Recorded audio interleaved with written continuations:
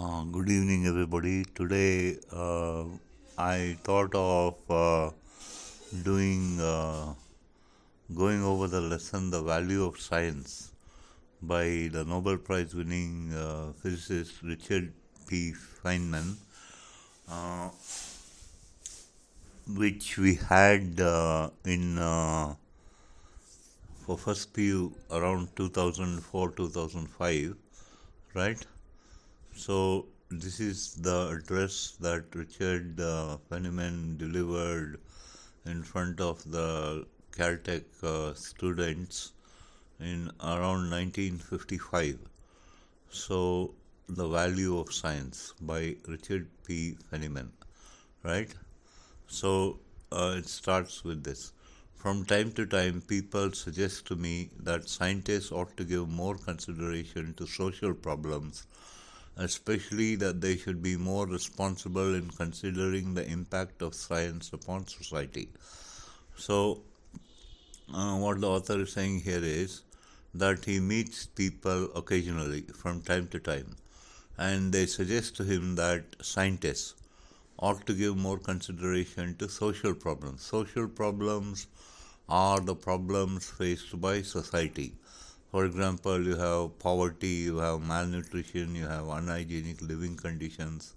So, scientists should consider how to overcome poverty, how to overcome malnutrition, how to overcome hunger, and such things. So, the people suggest him that scientists should be more responsible in considering the impact of science upon society. The impact of science upon society is very great. So people suggest to the author that all the inventions, all the discoveries of science, they should have a beneficial effect on society, not a detrimental effect on society. Like for example, the issue of nuclear weapons, right? So the scientists should consider the impact, the results of the scientific discoveries upon society. So this same suggestion must be made to many other scientists, and it seems to be generally believed that if the scientists would only look at these very difficult social problems and not spend so much time fooling around with the less vital scientific ones, great success would come of it. So the same suggestion is made by people to many other scientists, and people generally seem to believe that if scientists would only look at these very difficult social problems. Difficult social problems are those, as I just mentioned, the problem of hunger, the problem of poverty, the problem of unhygienic living conditions. They would only consider these very difficult social problems and not spend so much time fooling with the less vital scientific ones. So if they did not spend time fooling around with the less vital scientific ones, like for example, sending a probe to Jupiter, sending a satellite to Jupiter, if they don't spend so much time fooling around with less vital scientific ones, great success would come of it. That is, the world would be a happier place if scientists started to exercise their minds about how to overcome the social problems. So everybody would be benefited if all the the intelligence of the scientists were directed to overcome social problems. So it seems to me that we do think about these problems from time to time, but we don't put full time effort on them. So the author says that they do think about social problems from time to time, but they don't put a full time effort into them. The reason being that we know we don't have any magic formula for solving problems. So the author says there's no magic formula for solving social problems. There are too many variables. For example, if you want to solve a scientific problem, you may have a few variables. So if you want to solve an equation, you may have 2, 3 variables. So if you can take care of those 2, 3 variables, you'll have solved the problems. But when it comes to solving social problems, there are literally millions of variables, because social problems deal with people and each person is different from the other. So there's no magic formula for solving social problems. That social problems are very much harder than scientific ones, and that we usually don't get anywhere when we do think about them. So people have tried to solve these problems, but usually they don't get anywhere when they do think about them. Of course, there were scientists like M.S. Swaminathan who ushered in the Green Revolution in India, and he discovered a variety of rice, so varieties of rice that would grow in Indian conditions during the monsoon and so on. So the problem of hunger is to a great extent solved, even in a country like ours, which is called developing and third world and so on and so forth. But you know, when the scientists do think about solving other social problems, they don't usually get anywhere. So he continues, I believe that a scientist looking at non scientific problems is just as dumb as the next guy. So the author says, if you ask a scientist, for example, a physicist, to look at a problem in physics, he may solve the problem within a given time frame. He may solve it in a day or a day or two. But if you ask a physicist to look at a non-scientific problem, like for example, if you ask a physicist to solve the problem of hunger, he's just as dumb as the next guy. And when he talks about a non-scientific matter, he will sound as naive as anyone untrained in the matter. So if you ask a physicist how we would solve the problem of hunger, he would sound naive as the next guy. Naive means that he is as childish as the next guy, you or I. Since the question of the value of science is not a scientific subject, this talk is dedicated to proving my point by example. So, the value of science. Value of science is the title of this article, and value is something that cannot be measured. For example, you can measure sound in decibels, or you can measure distance in meters. But if you take a word like value, it cannot be measured. So it is out of the scope of science. So the value of science is not a scientific subject. This point is dedicated to proving his point by example. So he is trying to answer the question why scientists do not solve social problems. So he wants to prove his point that scientists cannot solve social problems by giving examples. The first way in which science is of value is familiar to everyone. It is that scientific knowledge enables us to do all kinds of things and to make all kinds of things. So the first value of science is known to everyone. It enables us to do all kinds of things. For example, we can travel across the world. Nowadays, we don't even have to travel. If we want to contact someone in the US, we can do it within a fraction of a second by dialing him, or you can use your mobile phone to write an email, right? So scientific knowledge enables us to do all kinds of things and to make all kinds of things. So, for example, they're making all kinds of things like 5G networks, 6G networks, and so on and so forth. So scientific knowledge enables us to make all kinds of things. Of course, if we make good things, it is not only to the credit of science, it is also to the credit of the moral choice which led us to good work. So if scientists do good with their knowledge, it is not only to the credit of science. So their scientific knowledge has done something good, so we must give credit to the scientific knowledge. But it's also to the credit of the moral choice. Moral choice means on the part of the scientist that he feels that he must do good.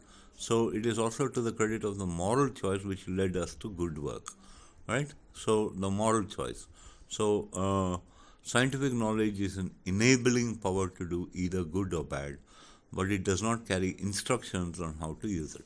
So scientific knowledge is an enabling power. It enables us to do things, but it does not carry instructions on how to use it. Just as you have a knife, it can be used to do either good or bad, but it does not carry instructions on how to use a knife. Similarly, any scientific object, whatever the discoveries of science, they have both good and bad values. They're either moral or immoral. They themselves are amoral, neither moral nor immoral. It does not carry instructions on how to use scientific discoveries. They don't carry instructions on how to use it. So people can make a moral choice, they can make an immoral choice, but the scientific discovery itself amoral, neither moral nor immoral. Such power has evident value. So if you can, even though the power may be negated by what one does. So the ability of science, the ability of scientists to discover something, it has evident value. For example, the discovery of the mobile phone, it has evident value, even though the power may be negated by what one does. So I learned a way of expressing this common human trip on problem on it. I learned a way of expressing this common human problem on a trip to Honolulu. So, how the same thing can be good or bad, how the same thing can be both moral and immoral, while the thing itself is amoral. This common human problem, how to express this, the author learned it on a trip to Honolulu. Honolulu is the capital of Hawaii. Hawaii is off the coast of the US. So, Hawaiians are Buddhists, right? So, Buddhism is a religion which has existed for thousands of years, and it has, expressed many of the common human problems, the predicament of humanity. Many of the answers are found in religion. So in the Buddhist temple there, the man in charge explained a little bit about the Buddhist religion for tourists. So the man in charge of the tourist group, the tour guide, explained a bit about the Buddhist religion for tourists, and then he ended his talk by telling them he had something to say to them they would never forget. And I have never forgotten it. So the author was in that group, and the tour guide said, I'll tell you something now that you will never forget, and the author has never forgotten it. It was a proverb of the Buddhist religion. So what is the proverb of the Buddhist religion which expresses the fact that the same thing can be both good and bad? The proverb of the Buddhist religion is, to every man is given the key to the gates of heaven. The same key opens the gates of hell. So you see, in the Buddhist religion, it says, every man has the ability to open the gates of heaven. He can live a life in paradise. But the same key opens the gates of hell. If you use what you have for good, then you will live in a sort of heaven. But if you use it for your own selfish purposes, then it may open the gates of hell. So, what then is the value of the key to heaven? It is true that if you lack clear instructions that determine which is the gate to heaven, which is the gate to hell, the key may be a dangerous object to use, but it obviously has value. So, whatever the scientific discovery is, if it lacks clear instructions that determine that this use will open the gates of heaven, it will make possible a heavenly existence for us. And if we lack also clear instructions about how not to use it, so that scientific discovery may be a dangerous object to use, but it obviously has value. The scientific discovery has value. How then can we enter heaven without it? The instructions also would be of no value without the key. So if you have a set of instructions and you don't have the instrument or the equipment, the scientific discovery, the instructions themselves would be of no value. So,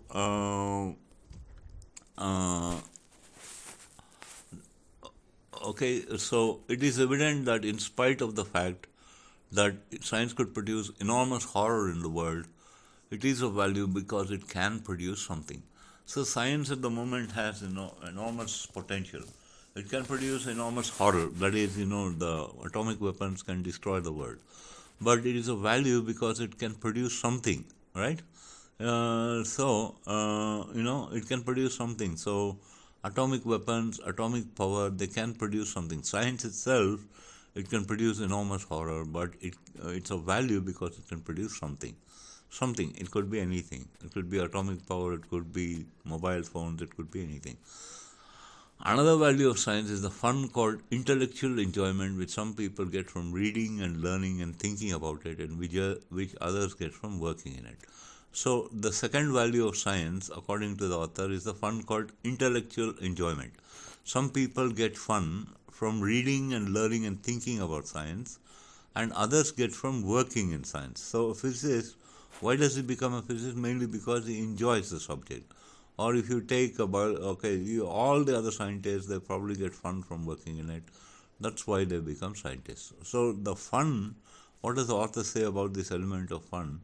This is a very real and important point which one is not considered enough by those who tell us it is our social responsibility to reflect on the impact of science on society. So this aspect of it being fun for the person who practices science, it's a very real and important point, says the author. It's not considered enough by those who tell us. It is not considered by the people who tell the scientists. It is our social responsibility to reflect on the impact of science on society.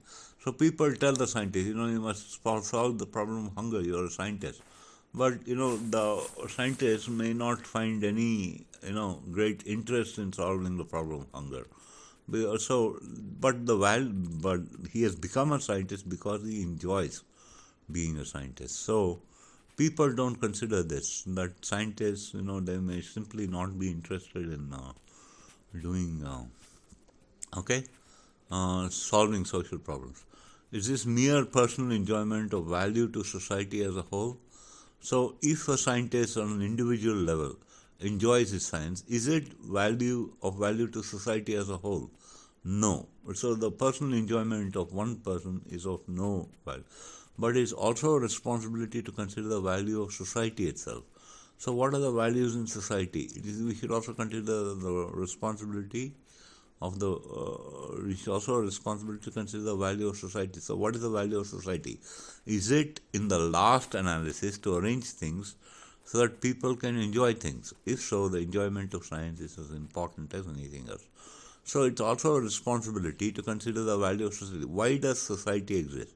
Why do people congregate into cities? Why do they congregate into settlements? Why do they congregate into towns, villages? Why do they congregate? What is the value of society itself? So, in society, you find people helping each other. For example, the tailor makes us clothes, the driver drives us around, the fruit seller sells us fruits, the hairdresser, cuts our hair. So, people can enjoy things. That is the ultimate value of society. Is it the ultimate value of society? In the last analysis, is it to arrange things so that people can enjoy things? So, if that is so, if the value of society is that people can enjoy things, says the author, the enjoyment of science is as important as anything else. So, it's as important to enjoy science as the enjoyment of anything else in society. So, why should the scientists, take trouble to solve the problems of society? That's what the author is asking. But I would like not to underestimate the value of the worldview, which is the result of the scientific effort. So, as a result of the scientific effort, there is a worldview. Before the advent of science, people were confined to the village usually. People were usually confined to the villages, the towns, and the cities. They did not go much beyond that. At most, they could think about the country. When there's some war, they think about the country. But now, with the result of science, there is a worldview. So now we can find out what's going on in the US, we can find out what's going on in Australia, we can find out what's going on somewhere in some remote corner of the world like Antarctica. This worldview is a result of the scientific effort. So we have been led to imagine all sorts of things more marvelous, infinitely more marvelous than the imaginings of poets and dreamers of the past.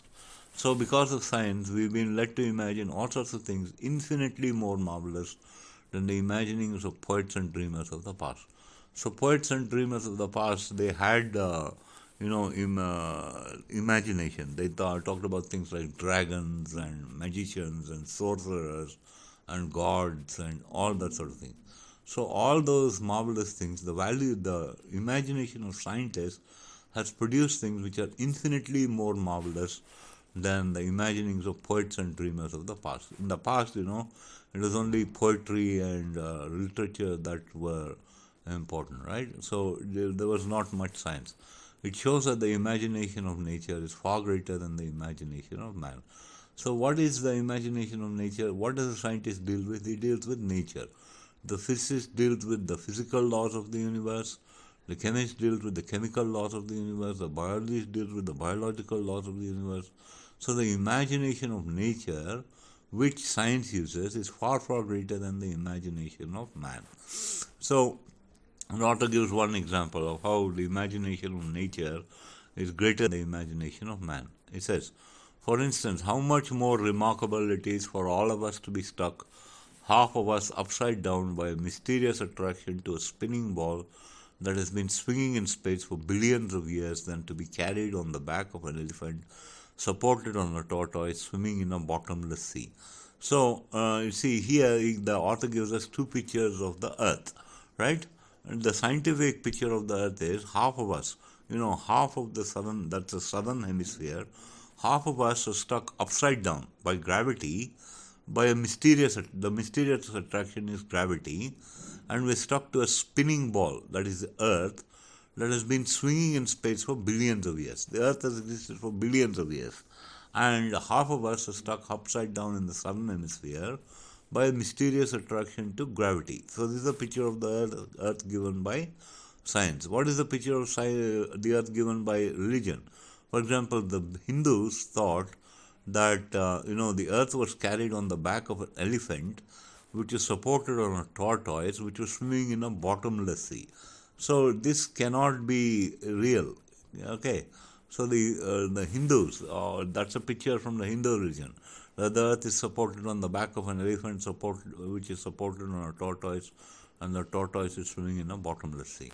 So the picture painted by science is far more interesting, far more real than the picture painted by religion.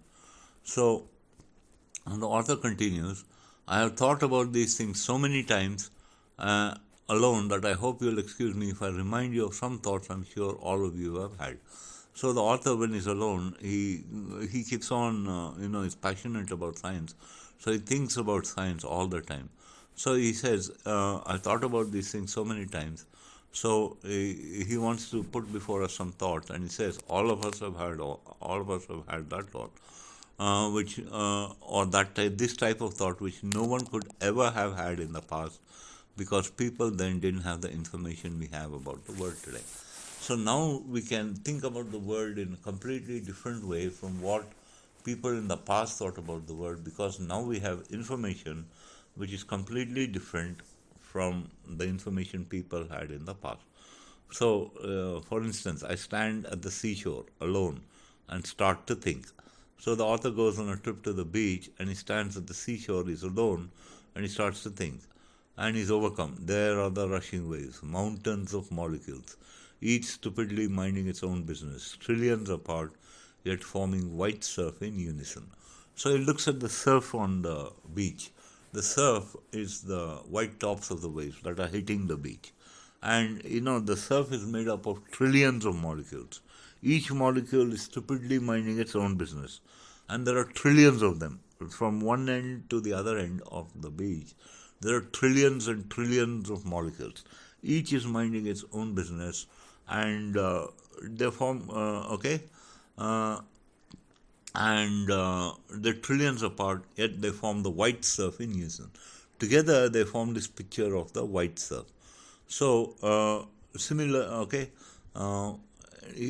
and he continues, ages on ages, before any eyes could see, year after year, thunderously pounding the shore as of now. For whom? For what? On a dead planet with no life to entertain. So ages on ages. An age is a period of 1,000 years.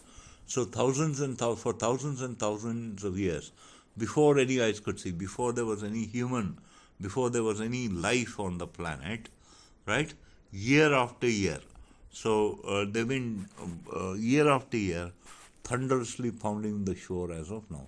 So when the waves hit the shore, they make a thunderous sound. They've been doing this for thousands and thousands of years. For whom? For what? What is the purpose of doing this? A repetitive activity. What is the purpose of doing this? Hitting the shore. What is the purpose of the waves hitting the shore? They were there on a dead planet with no life to entertain. So they were hitting the shore before there was any life. What is the purpose? Never at rest, continues the author, never at rest, tortured by energy, wasted prodigiously by the sun, poured into space. A might makes a sea roar. So the water is never at rest. It's tortured by energy. So it's full of energy. It cannot rest. If you cannot rest, it is a form of torture. So it's tortured by energy, wasted prodigiously by the sun. It's even the water of the sea is evaporated prodigiously by huge amounts. The water vapor enters the atmosphere and is poured into space. It goes up into the atmosphere. The water of the sea goes up into the atmosphere. A mite makes the sea roar. A mite is a small thing. An atom of water, atoms of water make the sea roar, the roaring sound of the sea, which is actually scary. Deep in the sea, all molecules repeat the patterns of one another till complex new ones are found. So, deep in the pressure of the depths of the ocean, each water molecule repeats the patterns of the other, H2O, H2O, H2O. And under the pressure and weight of the water, the two atoms of water fuse and they form complex new ones. They make others like themselves and new dance starts. So this more complex molecule makes other more complex molecules and a new dance starts. So this combination of recombination of water molecules, this combination and recombination of H2O is like a dance. Just as a dancer dances fluidly with one movement flowing fluidly into the other, right? A new dance starts. Growing in size and complexity, living things.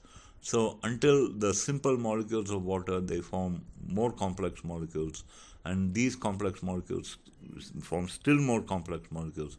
They grow in size and complexity. Living things, masses of atoms are formed.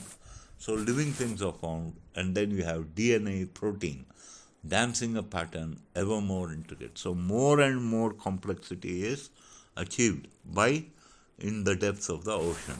And so each more complex molecule is dancing a pattern and it becomes ever more intricate. It becomes ever more involved. Out of the cradle onto dry land. So the sea is described as a cradle of life. Out of the cradle onto dry land, here it is standing. He is referring to himself. Here it is standing. Here man is standing. Atoms with consciousness, matter with curiosity. So atoms with consciousness is able to think, is able to manipulate the environment, is able to understand the wonder of science, able to penetrate the depths of the oceans, able to produce so many different things. So then man is formed, atoms with consciousness, matter with curiosity. So what are the laws of physics? What are the laws of chemistry? Matter with curiosity. Matter by itself doesn't have curiosity. For example, if you take a cot or if you take a pillow, they don't have curiosity. But man is matter with curiosity. Stands at the sea, wonders at wondering. So man stands at the sea. He wonders at wondering, a universe of atoms, an atom in the universe. So he stands at the sea. The author himself is standing by the seashore. He wonders at wondering. He is a universe of atoms. They are literally made up of billions and trillions of atoms, but he himself is an atom in the universe. So this is the thought he would like to remind us of, the insignificance of a person in the vastness of the universe. Okay? The same thrill, the same awe and mystery come again and again when we look at any problem deeply enough.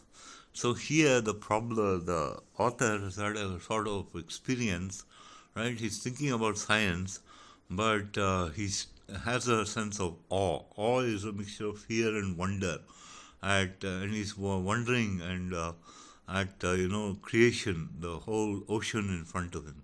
He has a sense of thrill and awe and mystery. When he considers the ocean. So he says that if anyone were to consider a problem deeply enough, they would experience the same thrill, the same awe and mystery. So with more knowledge comes deeper, more wonderful mystery, luring one on to penetrate deeper still. So the more knowledge we get, the more curious we become. And the mystery becomes ever more intricate. So we want to find out more and more about the world. So it goes very deep. So this is the actual experience of a scientist. He has a sense of thrill, he has a sense of awe and mystery when he looks at his scientific subject. and he is never concerned that the author may prove disappointing, but with pleasure and confidence, we turn over each new stone to find unimagined strangeness leading on to more wonderful questions and mysteries. Certainly a grand adventure. So, as the scientist delves, as the scientist examines a problem with more and more detail, he need not concern himself that the answer may prove disappointing, but he can, with pleasure and confidence, turn over each new stone. When we're walking in a park, we turn over a stone and you find lots of strange life forms there. So, similarly, the scientist can examine something, he can turn over each new stone and he'll find unimagined strangeness leading on to more wonderful questions and mysteries, certainly a grand adventure. So it's an intellectual adventure that a scientist has. It is true that few unscientific problems have this particular type of religious experience. So the experience of the religious person and the experience of the scientist, they're similar in that both experience a sense of thrill, awe, and mystery, and the more deeply they examine their subjects.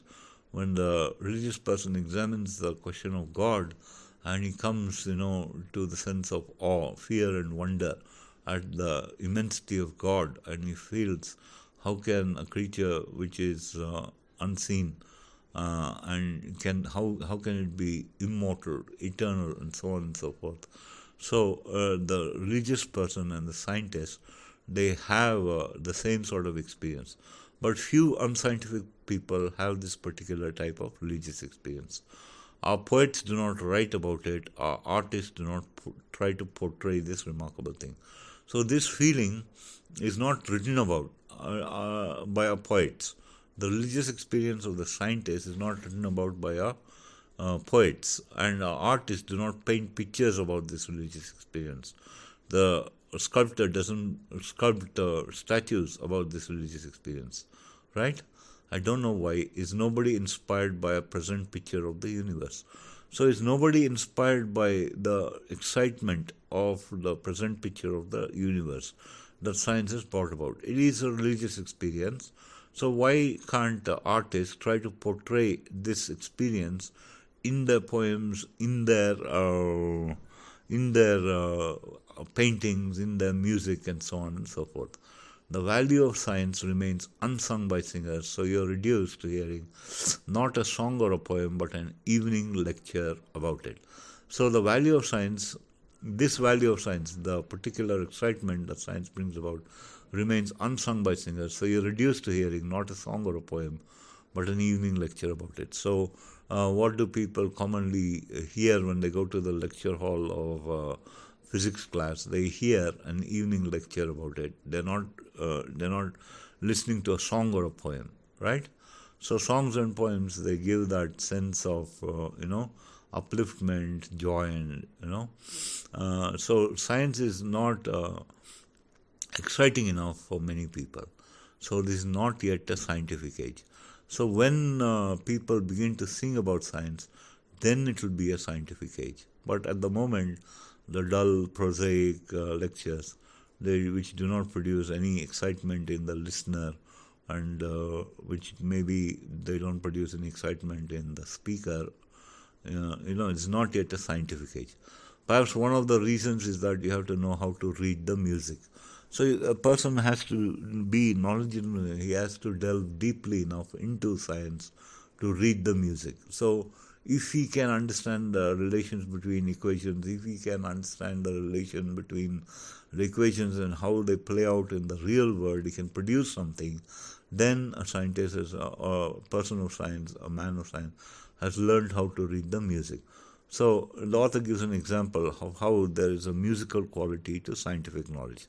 For instance, a scientific article says perhaps something like this. The author reads the scientific article. It says, the radioactive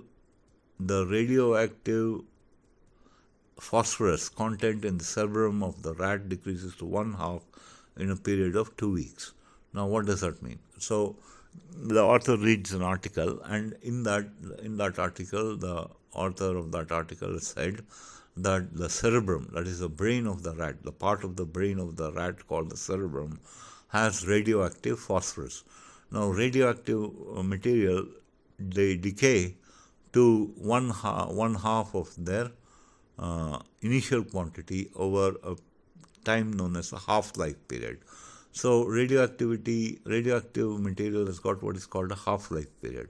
Now the radioactive phosphorus content of the cerebrum of the rat, the half-life period is 2 weeks. Now what does that mean? Now if you were to read just that much, it's not so important. But because we're not concerned about the brains of rats. But if you were to extend that thinking, if you were to understand it properly, the author explains what it really means to us. It means that phosphorus that is in the brain of a rat and also in mine and yours is not the same phosphorus that it was 2 weeks ago, but that all of the atoms in the brain are being replaced and that the ones that were before have gone away. So what it means is that the phosphorus that is in the brain of the rat, it is the phosphorus that is in the brain of a human being, of you and me. That phosphorus is not the same phosphorus that was there 2 weeks ago, right? But all the atoms in the brain are being replaced. The brain itself, the whole brain itself, is renewed over a period of time. So it's not the same brain we were born with. The atoms are being continuously replaced. It's a well-known fact that bone marrow, for example, is being generated, nails grow, and it's not the same nails we were born with. So practically every part of us is renewed over a certain period of time. Now that is what it means when the author reads the statement that the radioactive phosphorus content of the cerebrum of the rat decreases to one half in a period of 2 weeks. So how does the author describe this? So what is this mind? What are these atoms with consciousness? So what is this mind? The mind is not the brain. The mind is something which is intangible. It's subtle. So, but we don't feel anything that we've been renewed. So what is this mind? What are these atoms with consciousness? Of course, the seat of the mind is the brain, and the brain is being continuously renewed. So the atoms have been renewed, but we have the same thoughts as we had. We can remember what went on 10 years ago. What are these atoms with consciousness? Last week's potatoes. So just as we throw away last week's potatoes, the atoms that were there, that are there now, they'll be thrown out, they'll be renewed. But we'll have the same thoughts. So how can that happen? How can the atoms transmit the thoughts to each other before they disappear after their half-life period? That is, now you can remember what is going on in my mind a year ago, a mind which has long ago been replaced, right? So, okay, so what went on a year ago, we can still remember it, but that brain itself has been replaced, right? That is what it means when one discovers how long it takes for the atoms of the brain to be replaced by other atoms, to note that the thing which I call my individuality is only a pattern or dance. So if I am an individual, it's a pattern or dance of atoms. And if people are individuals, it's a pattern or dance of their atoms. So we cannot say that, that things are the same, right? The atoms come into my brain, dance a dance, then go out. Always new atoms, but always doing the same dance, remembering what the dance was yesterday. So each atom remembers, helps us to remember what went on long ago. So what are these atoms with consciousness? That is what it means when you say that this experience, the sense of thrill and mystery and awe, that is what it means to have the scientific experience. So the next part is called the remarkable idea. When we read about this in the newspaper, it says the scientist says that this discovery may have importance in the cure for cancer. So when we read about the fact that the radioactive content in the cerebrum of the rat decreases to one half over a period of 2 weeks, in the newspaper editor has written, the scientist says that this discovery may have importance in the cure for cancer. So cancer can be cured by radioactivity, right? The paper is only interested in the use of the idea, not the idea itself. So the paper is interested in the use, the utility of something.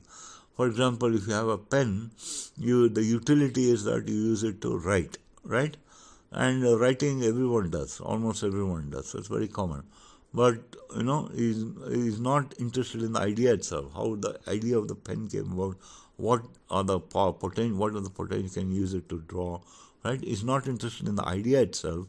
He's the writer of the newspaper article.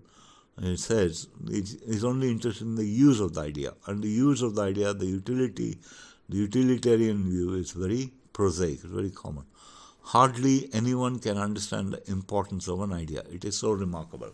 So, ideas are very remarkable. No, hardly anyone can understand the importance of an idea, except that possibly some children catch on. But children, because they have this sense of wonder in them, when you explain an idea to them, then when a child understands an idea, then when they catch on, right? Okay, what happens then? And when a child catches on to an idea like that, we have a scientist.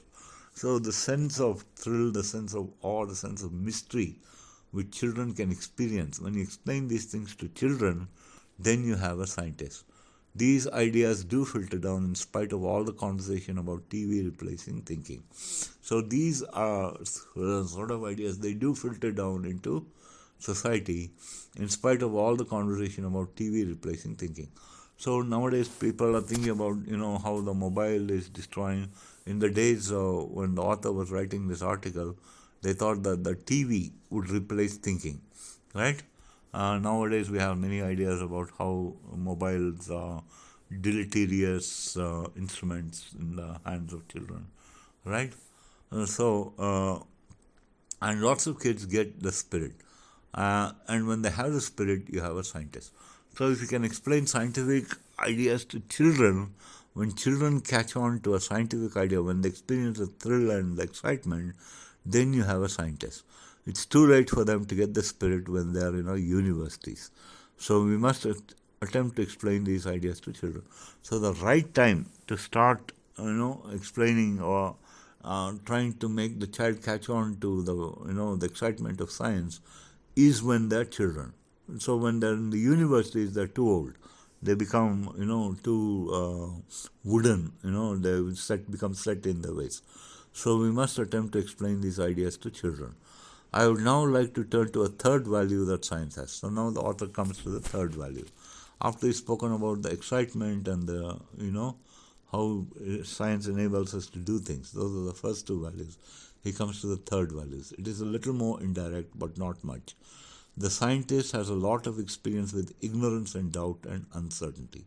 So when the scientist tries to explain some phenomenon, he has a lot of experience with ignorance. He doesn't know why the phenomenon happens, and there's a lot of uncertainty in his mind. And this experience is of very great importance. The element of ignorance, the element of uncertainty, and the element of doubt, these have value. What is that value? It's of very great importance, I think, says the author. When a scientist doesn't know the answer to a problem, he is ignorant. When you don't know the answer to a problem, you're ignorant. When he has a hunch as to what the result is, he is uncertain. When he examines the problem more deeply, when he has a hunch, when he can guess what the solution is, then he is uncertain. And when he's pretty darn sure of what the result is going to be, he's in some doubt. So even when he's sure about the result of the scientific experiment, he's still in some doubt. We have found it of paramount importance that in order to progress, we must recognize ignorance and leave room for doubt. So we must not be sure that we know everything, right? We must leave room for some doubt, right? Scientific knowledge is a body of statements of varying degrees of certainty, some most unsure, some nearly sure, none absolutely certain. So scientific knowledge as a whole is a body of knowledge of varying degrees of certainty, some most unsure. Some of the statements of science are unsure, some are nearly sure, and none are absolutely certain. So if you take a thing like Ohm's law, then you have the Ohm's law adapted to the AC circuit, right? So Ohm's law is for DC circuits. When you can't use it for AC circuits, then you have to bring in resistance. So you keep on expanding, right? So scientific knowledge, whatever piece of scientific knowledge you have, they are none of them absolutely certain. Now we scientists are used to this and we take it for granted that it's perfectly consistent to be unsure. It's possible to live and not know. So scientists have become used to it that they do not know. Okay, it's possible to live and not know, but I don't know whether everyone realizes that this is true. So people think that scientists are absolutely knowledgeable, but scientists themselves, they live in a great deal of ignorance and doubt and uncertainty. It's possible to live without knowing everything. Our freedom to doubt was born of a struggle against authority in the early days of science. So, in the early days of science, it was the religious establishment which suppressed the uh, scientific attitude. They said that you must never doubt that God is the reason for everything, and scientists struggled against the religious establishment for many centuries, and then they had the freedom to doubt. So this struggle was a very deep and strong struggle. Permit us to question, to doubt. That's all, not to be sure. So the ability to question whether God is the reason for everything, that held a strong sway in the minds of the people, and the scientific attitude, that you are responsible for what you do and you can bring about a certain outcome which you want, right? That attitude of science is a very deep and long struggle. And I think that it's important that we do not forget the importance of this struggle and thus perhaps lose what we have gained. So the importance of this struggle, the struggle to not take anything for granted. So we should not lose what we have gained. Herein lies a responsibility to society, right? So scientists have to educate the value of doubt to society. We are all sad when we think of the wondrous potentialities human beings seem to have. So the wondrous potentialities human beings seem to have, they can actually maybe live in a paradisical sort of environment. They seem to have wondrous potential, but when we see how we wasted that potential, okay, how our accomplishments are relatively small, then it's a cause for sadness. How the real potential, if it were to be realized totally, then there would be a paradisical sort of life possible. But with the small accomplishments that we have, okay, again and again people have thought that we could do much better. So time after time people have thought we could do much better. Day of the past saw in the nightmare of the times a dream of the future. In the past, scientists saw in the nightmare of their surroundings a possible future, right? We of their future see that their dreams in certain ways surpass have in many ways remained dreams. So many of the dreams of the past thinkers, they have remained dreams, but many of their dreams have been surpassed by the present generations. The hopes of the future today are in a good share those of yesterday.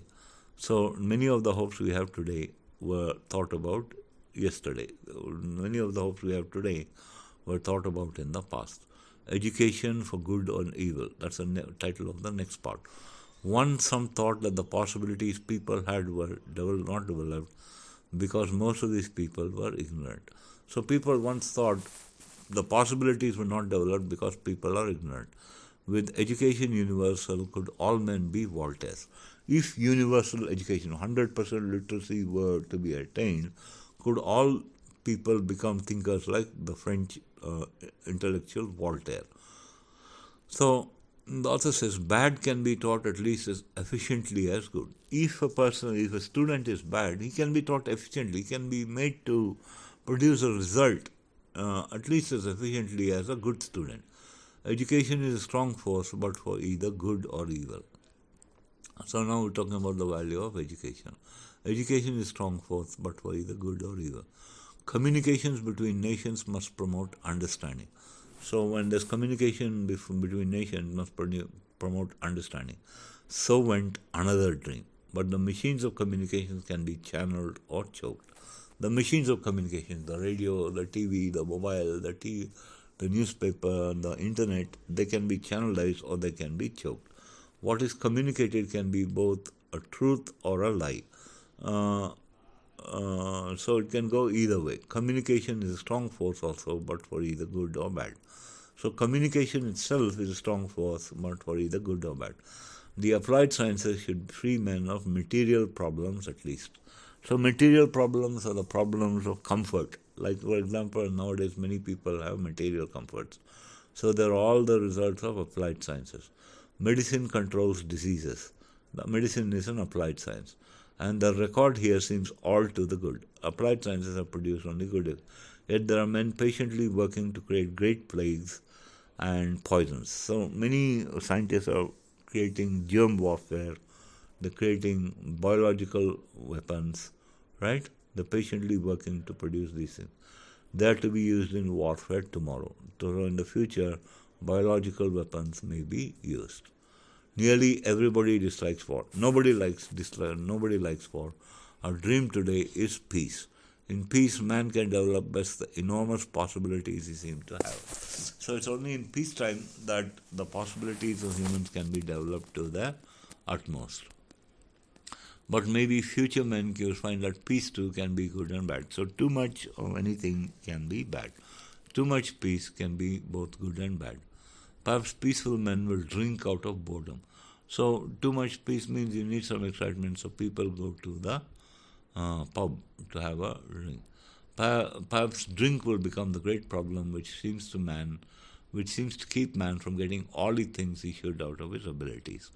So clearly peace is a great force, as is sobriety. Sobriety is thinking clearly, not being drunk, in other words. Sobriety, as are material power, communication, education, honesty, and the ideals of many dreamers. So all these things, okay, communication, education, honesty, and the ideals of many dreamers, peace, sobriety, they're all great forces in society. We have more of these forces to control than did the ancients. So nowadays we have much more material power, much more forms of communication, more education, and we have more ideals of many dreamers. Right? We have more of these forces to control than did the ancients. And maybe we're doing a little better than most of them could do. But what we ought to be able to do seems gigantic compared with our confused accomplishment. To bring about a total heavenly existence, that seems to be gigantic because there are literally millions of problems and billions of people for whom these problems are to be solved. So what we ought to be able to do seems gigantic compared with our confused accomplishments. Why is this? Why can't we conquer ourselves? So why can't all of us channelize our forces in one direction? If everyone were to channelize their force in one direction, then great success might result. Because we find that even great forces and abilities do not seem to carry with them clear instructions on how to use them. So even if all of the people in the world were to unite to solve a problem, even this great force, even this great ability does not carry clear instructions on how to use. What is the problem exactly that you are solving? So usually people unite when there's a time of strife and war, right? So they all unite to solve a problem. Maybe the problem will be solved. And, life goes on as usual after that.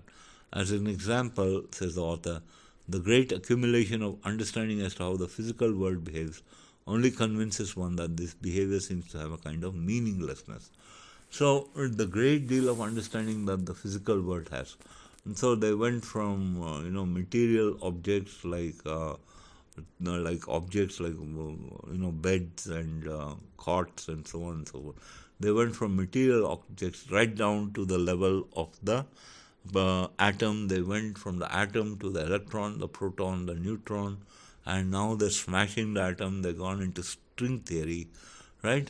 So the great accumulation of understanding as to how the physical world behaves only convinces one this behavior seems to have a kind of meaning. It seems to be meaningless.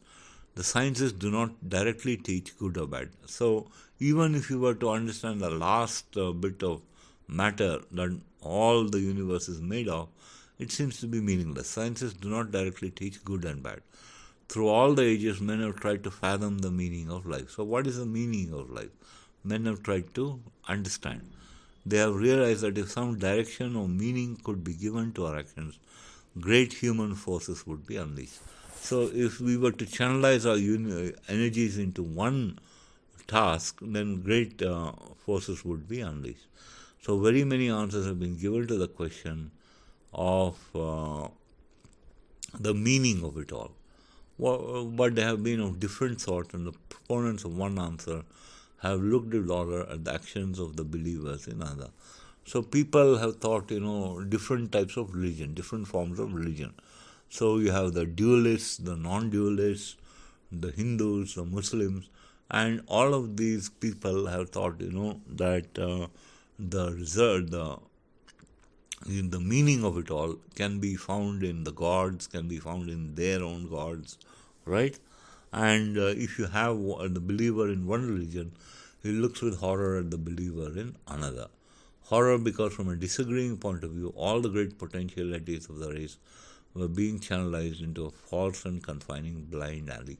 So there was no unification. Even though there were so many religions, even though there were so many different pictures of God, there was it's always, the believers of one religion did not understand the belief of the people of the other religion. So it was like a false and confining blind alley. There was no unification. Even though all the religions speak about God, there is no one picture, there are many different pictures. So we may think in our present state that all these religions are true, that all of them are in fact pictures of one God. All the religions are pictures of one God. In fact, it is from the history of enormous monstrosities created by false belief that philosophers have realized the apparent, infinite and wonderful capacity of human beings. The dream is to find the open channel. So we must find the open channel. See, you reach a certain point, but you must, understand that you don't know everything, so we must find the open channel. What then is the meaning of it all? What can we say to dispel the mystery of existence? So what is the ultimate truth? If we take everything into account, not only what the ancients knew, but all of what we know today and they didn't know, then I think we must frankly admit that we do not know. So, what is the mystery of existence? If we take into account everything, not only what the ancients knew, but all of what we know today that they didn't know, then even today we must think, we must try, we must understand that we do not know why we exist, right? But in admitting this, we have probably found the open channel. So that is the open channel.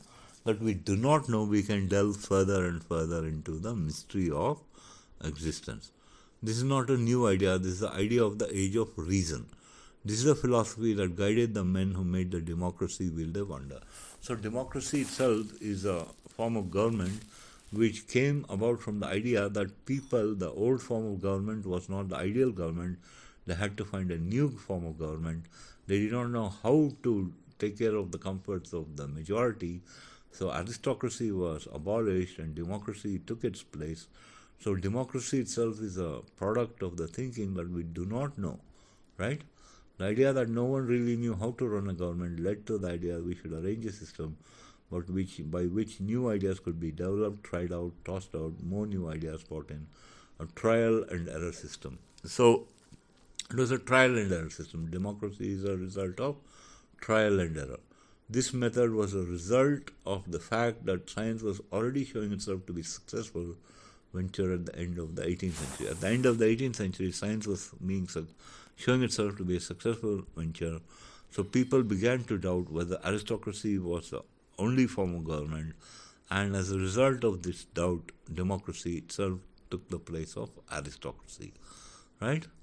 If we want to solve a problem we have never solved before, we must leave the door to the unknown ajar. If we want to solve a problem we have never solved before, we must leave the door to the unknown ajar, says the author. So we must leave the door to the unknown open, right? So final paragraph, our responsibility as scientists. We are at the very beginning of time for the human race. So even today, even though there are, so many centuries, so many eons, so many thousands of years of the human race. We're still at the very beginning of time for the human race. So it is not unreasonable that we grapple with problems. So as a young race, we have to grapple with problems. There are tens of thousands of years in the future. In the future, there are tens of thousands of years. Our responsibility is to do what we can, learn what we can, improve the solutions, and pass them on. So our responsibility in the present, says the author, is to do what we can, learn what we can, improve the solutions, and pass them on to the future generation. It is our responsibility to leave the men of the future a free hand.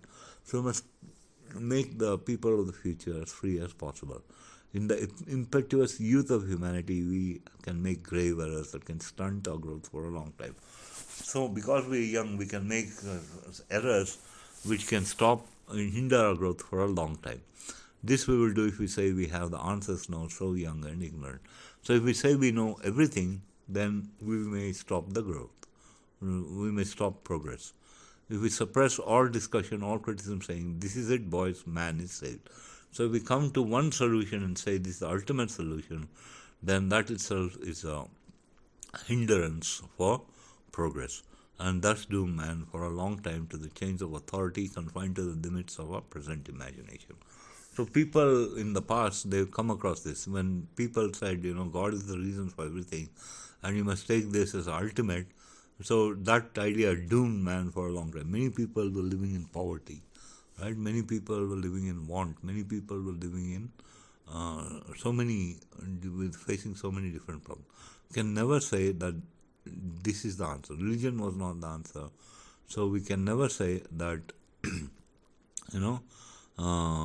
man is saved. This is it, right?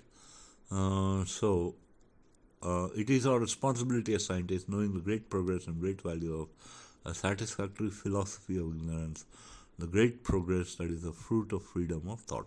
So the philosophy of ignorance, the fact that we do not know, that we must leave the door to the unknown ajar, that is the real value of science.